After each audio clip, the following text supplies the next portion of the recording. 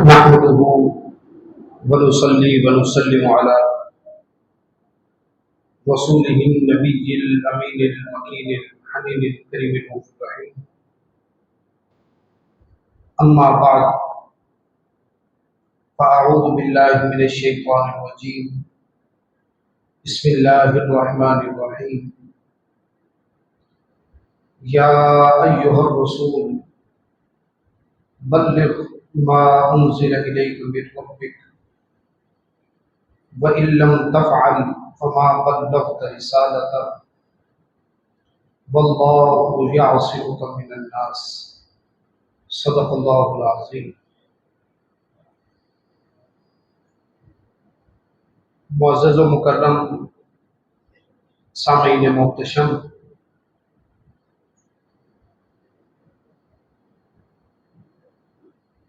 آقا کریم علیہ الصلوۃ والتسلیم کے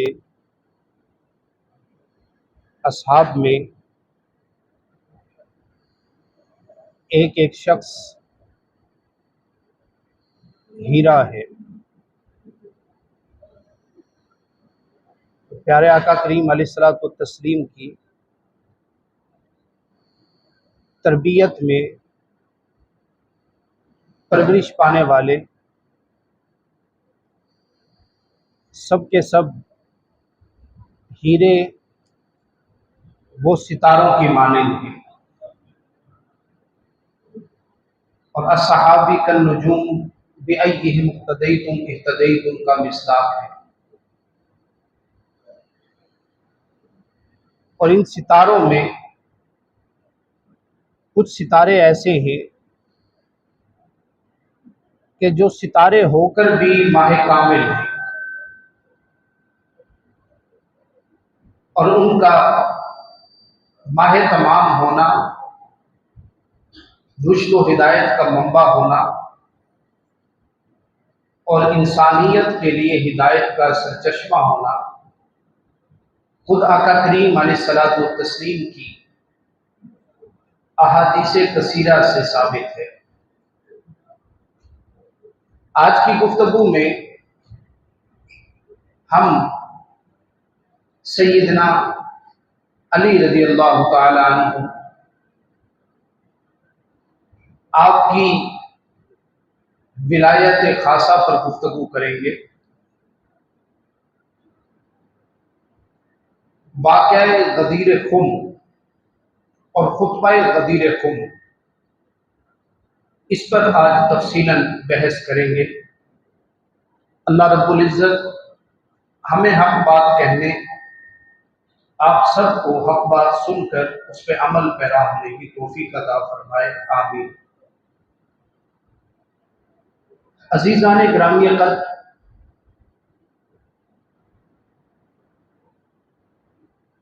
ہجرت مدینہ کے بعد آقا کریم علیہ الصلوۃ والتسلیم حج نہیں کر سکے تھے. حالات ایسے تھے، کبھی بدر ہو رہی ہے، احد ہو رہی ہے، خندق ہو رہی ہے، لڑائیاں ہیں، اور حالات ایسے نہیں تھے کہ پیارے آقا کریم علیہ الصلوۃ والتسلیم حج پر تشریف لے جا سکتے. سن 8 ہجری میں، یعنی مدینہ منورہ تشریف لانے کے 8 سال کے بعد اللہ تعالیٰ نے پیارے آقا کریم علیہ الصلوۃ والتسلیم کو فتح مکہ سے ہمکنار فرمایا. اس کے بعد آقا کریم علیہ الصلوۃ والتسلیم نے حج کا ارادہ فرمایا، اور یہ سال ہے 10 ہجری.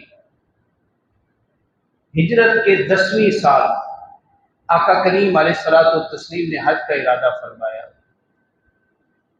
اس وقت تک ایک کثیر تعداد مسلمانوں کی بن چکی تھی.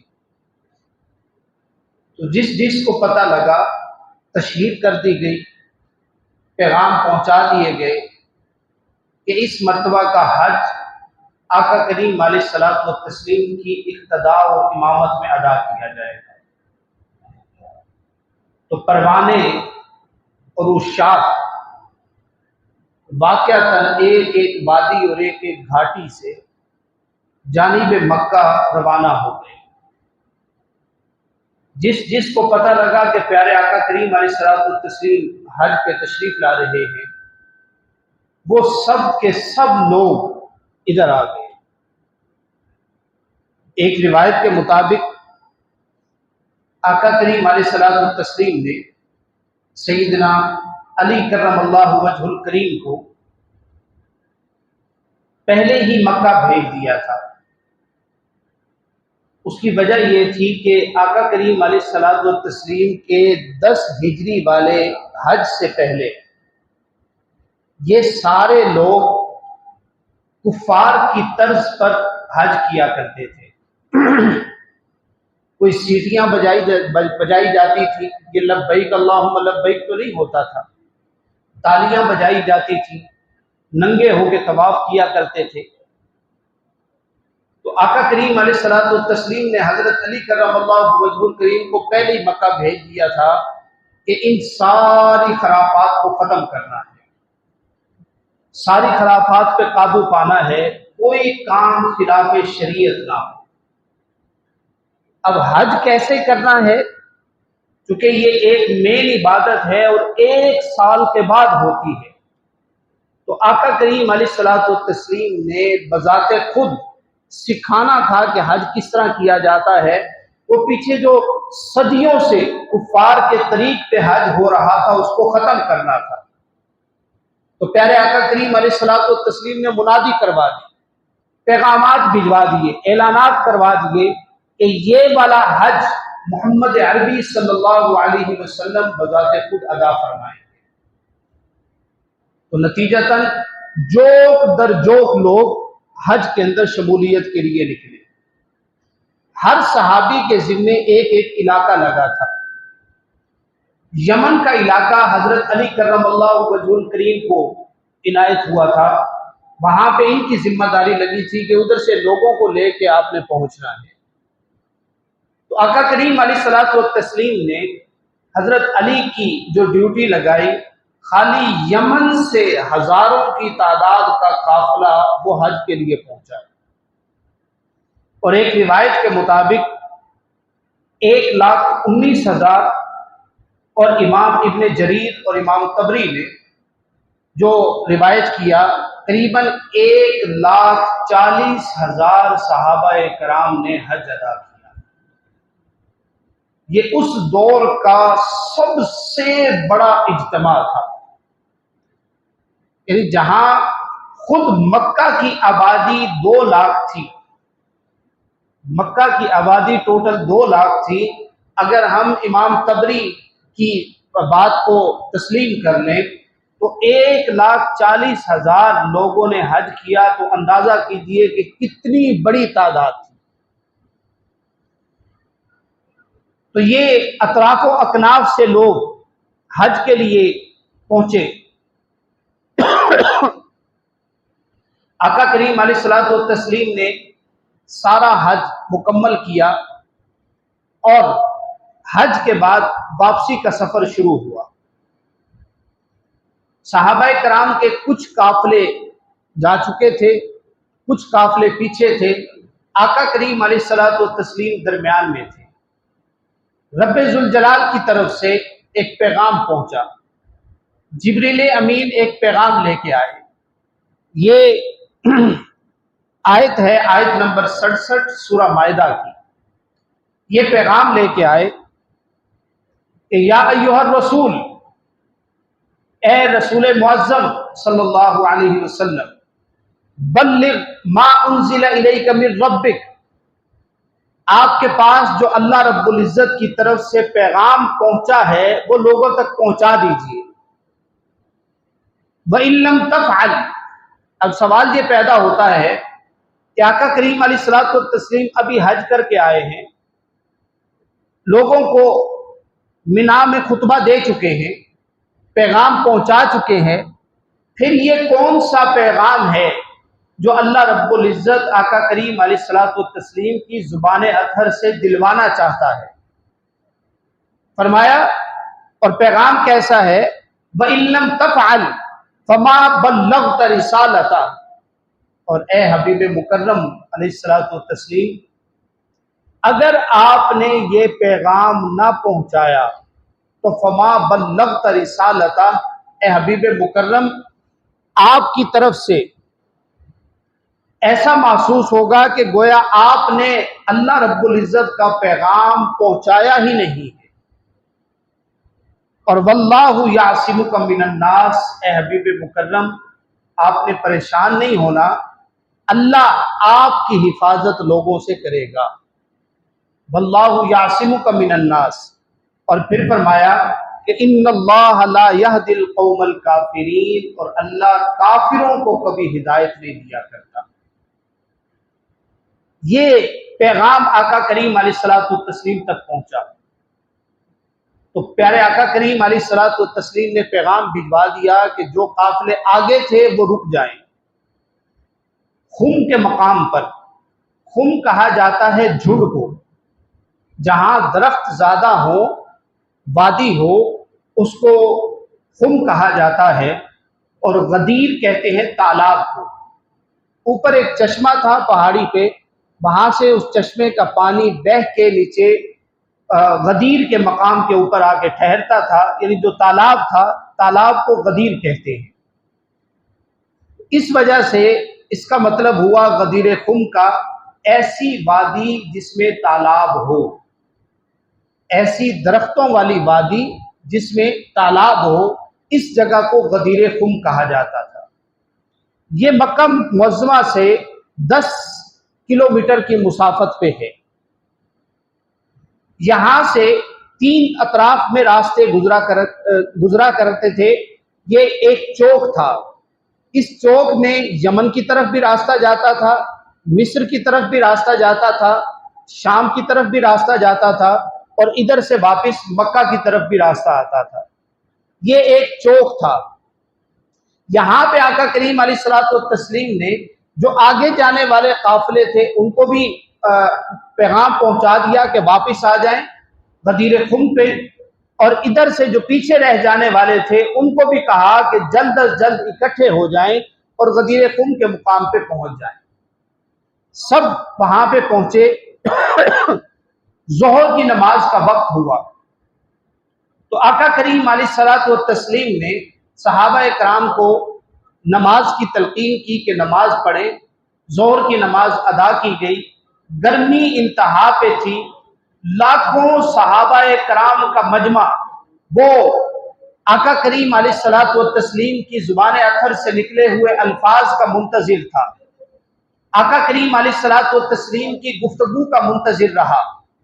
تو پیارے آقا کریم علیہ الصلوۃ والتسلیم نے وہاں پہ اشارہ دیا کہ سب صحابہ کرام فلاں فلاں جگہ کے اوپر بیٹھ جائیں، لیکن یہ جو 5 درختوں والی جگہ ہے یہاں پہ کوئی اپنا ڈیرا نہ ڈالے، ادھر کوئی نہ آئے جہاں پہ یہ 5 درخت ہیں۔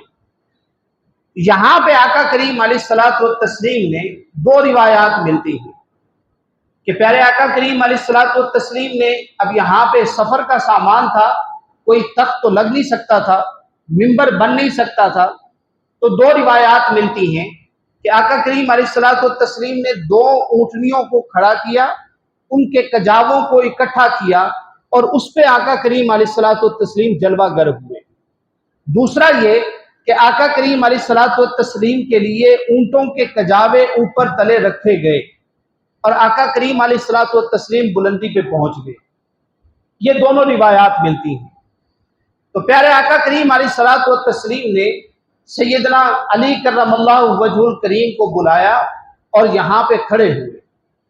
آج میں تفصیلاً وہ پورا خطبہ جو آقا کریم علیہ الصلوۃ والتسلیم نے خم کے مقام پر، غدیر خم کے مقام پہ دیا، وہ آپ لوگوں کی سماعتوں کی نظر کرنا چاہ رہا ہوں۔ یہ واقعات یہاں تک تو آپ لوگوں تک پہنچے ہوتے ہیں، ہم اکثر بات کرتے ہیں یہاں تک کی بات، لیکن وہ پورا خطبہ کیا تھا اس کی ڈیٹیل میں آپ لوگوں کی سماعتوں کی نظر کر رہا ہوں۔ تو پیارے آقا کریم علیہ الصلوۃ والتسلیم منبر پر کھڑے ہوئے اور ارشاد فرمایا، الحمدللہ ونستعینہ ونؤمن بہ ونتوکل علیہ ونعوذ باللہ من شرور انفسنا وسیئات اعمالنا لا ہادی لمن ضل ولا مضل لمن ہدا واشہد ان لا الہ الا اللہ وان محمدا عبدہ ورسولہ۔ یہ ابتدا تھی اس خطبے کی، اللہ رب العزت کی تعریف اور توصیف بیان کی گئی۔ اس کے بعد اما بعد ایھا الناس، اے لوگو، قد نبأنی اللطیف الخبیر، مجھے اس ذات نے آگاہ کیا ہے، خبر دی ہے جو سب سے زیادہ خبر رکھنے والا ہے۔ کیا خبر دی؟ انہ لم یعمر نبی الا مثل نصف عمر الذي قبله وانی اوشک ان ادعی فاجیب وانی مسئول وانتم مسئولون فماذا انتم تقتلون فماذا انتم قائلون۔ کہ لوگوں، ایک وقت آنا ہے، میں نے ہمیشہ کے لیے اس دنیا کے اندر نہیں رہنا، ایک وقت آئے گا میں نے بھی اس دنیا سے پردہ کر جانا ہے۔ مجھے میرے خبیر نے یعنی رب ذوالجلال نے یہ خبر دی ہے کہ دنیا سے جلد ہی واپسی ہونی ہے۔ تو فرمایا کہ پیغام الہی کے سلسلے میں جو رب ذوالجلال نے میری ذمہ داری دی تھی، اللہ نے مجھ سے بھی پوچھنا ہے اور اس بارے میں تم سے بھی سوال ہوگا۔ تو بتاؤ کہ کیا میں نے اللہ کا دین تم تک پہنچا دیا ہے؟ تو سارے صحابہ کرام رضوان اللہ تعالی علیہم اجمعین نے یک زبان ہو کر فرمایا تھا کہ آپ نے فقط دین پہنچایا ہی نہیں ہے بلکہ دین پہنچانے کا حق ادا کر دیا ہے۔ پھر فرمایا الستم تشہدون ان لا الہ الا اللہ وان محمدا عبدہ ورسولہ، اے لوگو، کیا تم گواہی نہیں دیتے کہ اللہ وحدہ لا شریک ہے اور محمد عربی صلی اللہ علیہ وسلم اللہ کے سچے رسول ہیں؟ تو سارے صحابہ کرام نے فرمایا کہ یا رسول اللہ، ہم اس بات کی گواہی دیتے ہیں کہ اللہ وحدہ لا شریک اور آپ اللہ کے سچے رسول ہیں۔ پھر فرمایا ان جنتہ حق، کیا گواہی دیتے ہیں کہ جنت سچ ہے؟ سب نے ہاتھ کھڑے کر کے فرمایا کہ یا رسول اللہ جنت حق ہے۔ پھر فرمایا وَنَارُهُ حق، کیا دوزخ سچ ہے؟ سب نے فرمایا کہ یا رسول اللہ صلی اللہ علیہ وسلم جہنم بھی حق ہے، سچ ہے۔ وَأَنَّ الْمَوْتَ حق، کیا اس بات کی بھی گواہی دیتے ہو کہ موت ہر ایک کے لیے برحق ہے؟ سب نے کہا کہ یا رسول اللہ موت بھی برحق ہے۔ وَأَنَّ السَّاعَةَ آتِيَةٌ لا ریب فیہا، اور کہ قیامت آنے والی ہے جس میں کوئی شک نہیں، اس کی گواہی دیتے ہو؟ سب صحابہ کرام نے فرمایا کہ یا رسول اللہ واقعی قیامت آنے والی ہے، ہم گواہی دیتے ہیں کہ وہ سچ بات ہے۔ پھر فرمایا کہ وَأَنَّ اللَّهَ يَبْعَثُ مَنْ فِي الْقُبُورِ، اور ایک وقت آئے گا قیامت کے دن اللہ سارے مردوں کو قبروں سے دوبارہ زندہ کرے گا، کیا اس بات کو تسلیم کرتے ہو؟ سب صحابہ کرام نے فرمایا کہ یا رسول اللہ صلی اللہ علیہ وسلم، ہم اس بات کی بھی گواہی دیتے ہیں کہ قیامت میں سب مردے دوبارہ زندہ کیے جائیں گے۔ تو پھر فرمایا رب ذوالجلال نے اللہم اشہد، اے اللہ تو گواہ رہنا۔ پھر فرمایا کہ الا تسمعون، کہ تم سب تک میری آواز آ رہی ہے؟ سب نے کہا بالکل یا رسول اللہ، ہم تک آپ کی آواز پہنچ رہی ہے۔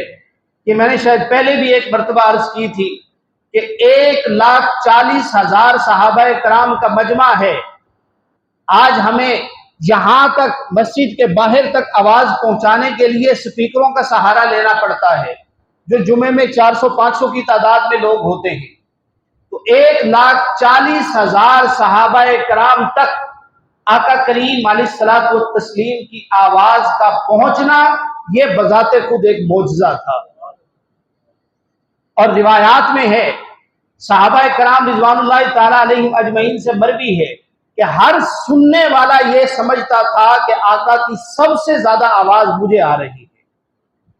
یہ معجزہ تھا آقا کریم علیہ الصلوۃ والتسلیم کا۔ پھر فرمایا کہ فإنی فرط علی الحوض، کہ میں حوض کوثر پہ آپ لوگوں سے پہلے جانے والا ہوں، وانتم واردون علی الحوض، اور تم میرے بعد میرے پیچھے حوض پر آنے والے ہو۔ اور پھر اس کی تفصیل بتائی کہ حوض کوثر کیا ہے، میں اس کو حذف کر رہا ہوں، آگے چلیے۔ پھر فرمایا کہ آقا کریم علیہ الصلوۃ والتسلیم نے فانظر کیف تخلفون فی الثقلین، کہ لوگوں میں تمہارے اندر ثقلین چھوڑ کے جا رہا ہوں، تم میرے بعد ثقلین کا کیا کرو گے؟ تو صحابہ کرام رضوان اللہ تعالی علیہم اجمعین نے پوچھا کہ پیارے آقا کریم علیہ الصلوۃ والتسلیم آپ کی ثقلین سے کیا مراد ہے؟ فرمایا کتاب اللہ طرف بید اللہ عز وجل وطرف بایدیکم فتمسکوا بہ لا تضلوا، کہ لوگوں تمہارے لیے میں اللہ کی کتاب چھوڑ کے جا رہا ہوں، اگر تم نے اس کتاب کو مضبوطی سے پکڑ لیا تو تم زندگی میں کبھی گمراہ نہیں ہوگے۔ اور فرمایا بل آخر، اور دوسری چیز عطرتی وان اللطیف الخبیر، کہ لوگوں دوسری چیز جو میں تم میں چھوڑے جا رہا ہوں وہ میری اولاد ہے، میری آل ہے، تم نے اس کا بھی خیال رکھنا ہے۔ وان اللطیف الخبیر نبانی انہما لم یتفرقا حتی یردا علی الحوض، کہ لوگوں مجھے رب ذوالجلال نے بتایا ہے کہ تم سے اس وقت تک اس کے بارے میں سوال ہوں گے جب تک تم حوض میں میرے پاس نہیں پہنچ جاؤ گے۔ گویا ان دو چیزوں کے بارے میں قیامت کی ہر سٹیج کے بارے میں سوال ہوگا۔ اور پھر فرمایا آقا کریم علیہ الصلوۃ والتسلیم نے حضرت علی کرم اللہ وجہ الکریم کو اپنے کجاوے پر بلایا، اپنے منبر پر بلایا اور ساتھ کھڑا کیا، کھڑے کر کے حضرت علی کرم اللہ وجہ الکریم کا ہاتھ اپنے ہاتھ میں پکڑا اور جتنا بلند کر سکتے تھے اتنا بلند کیا، اور پھر فرمایا کہ ایھا الناس من اولی الناس بالمؤمنین من انفسہم، کہ لوگوں بتاؤ تم سب کی جانوں سے سب سے زیادہ قریب کون ہے؟ تو سب نے کہا کہ یا رسول اللہ آپ سے بہتر کون جانتا ہے؟ تو پھر رسول اکرم صلی اللہ علیہ وسلم نے ارشاد فرمایا تھا ان اللہ مولایا، کہ لوگوں سن لو میرا مولا اللہ ہے، وانا مولا المؤمنین، اور میں سارے مومنین کا مولا ہوں، وانا اولا بہم من انفسہم، کہ لوگوں سن لو میں سارے مومنین کی ان کی جانوں سے زیادہ قریب ہوں۔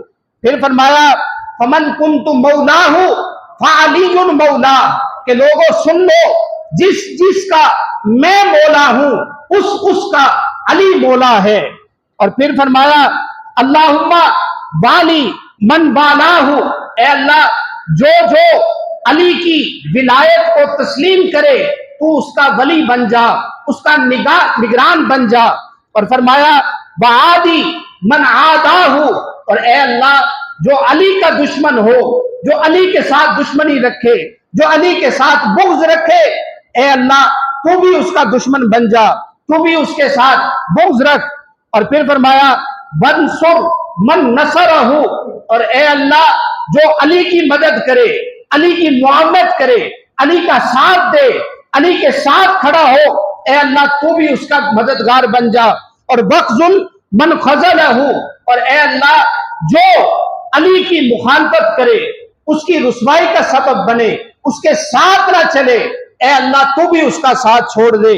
پھر فرمایا وَأَدْرِكِ الْحَقَّ مَعَهُ حَيْثَ دَارَ، اور جہاں جہاں قیامت تک علی جائے گا علی کے ساتھ حق جائے گا، علی کے ساتھ حق رہے گا۔ پھر فرمایا الا فَلْيُبَلِّغُ الشَّاهِدُ الْغَائِبُ، اے سارے سننے والے تم پر لازم ہے کہ میرا یہ پیغام ہر ایک تک پہنچا دو۔ یہ پورا خطبہ تھا، خطبہ غدیر خم۔ لوگوں آگے بھی اس کی پھر مختلف کتب کے اندر اس کے مختلف الفاظ آئے، لیکن جو معتبر ترین کتب کے الفاظ سے وہ میں نے کہا کہ मन कुन्तु मौला फालियुन मौला, तो आप सारा सुनते हैं। आज सारा का सारा खुतबा गदीर खुम वाला मैं आप लोगों के सामने रखूं। लोगों, इतनी कस्मों के बाद अगर आका करीम अलैहिस्सलातु वत्तस्लीम ने विलायत अली का तज़किरा किया है तो इसका मतलब है कि ये कोई इंतहाई अहम शय थी। आका करीम अलैहिस्सलातु वत्तस्लीम ने कसम दे के पूछा, बताओ जन्नत हक है, दोज़ख हक है, मौत हक है, जिंदगी हक है, क़यामत हक है, इसके बाद कब्रों से दोबारा उठना हक है? फिर फरमाया कि जिस तरह ये सारी चीजें हक हैं, अल्लाह की इज्जत की कसम विलायत अली भी हक है। अजीजान मन, इस कुफ्र और इर्तिदाद के दौर में हमें अहले बैत अतहार से दूर करने की कोशिश की जाती है। आका करीम अलैहिस्सलातु वत्तस्लीम की आल से दूर करने की कोशिश की जाती है। मेरे अजीज, ये बात ज़हन नशी कर लीजिए कि आका करीम अलैहिस्सलातु वत्तस्लीम ने खुतबा गदीर खुम में सकलैन को छोड़ा है, एक कुरान पाक और दूसरा अपनी इतरत, अपनी आल औलाद को। इन दोनों चीजों को अगर हम साथ लेकर चलेंगे तो यकीन मानिए ईमान की तकमील होगी। अगर कहीं इन दोनों में से किसी एक शय को छोड़ा या अतराफ के अंदर लेके गए तो याद रखिए कि ईमान भी खतरे में है। अल्लाह रब्बुल इज्जत जिंदगी की आखिरी सांस तक आका करीम अलैहिस्सलातु वत्तस्लीम की आल के साथ वफा नसीब फरमाए। आमीन बिजाहि नबील करीम। वस्सलामु अलैकुम व रहमतुल्लाहि व बरकातहू।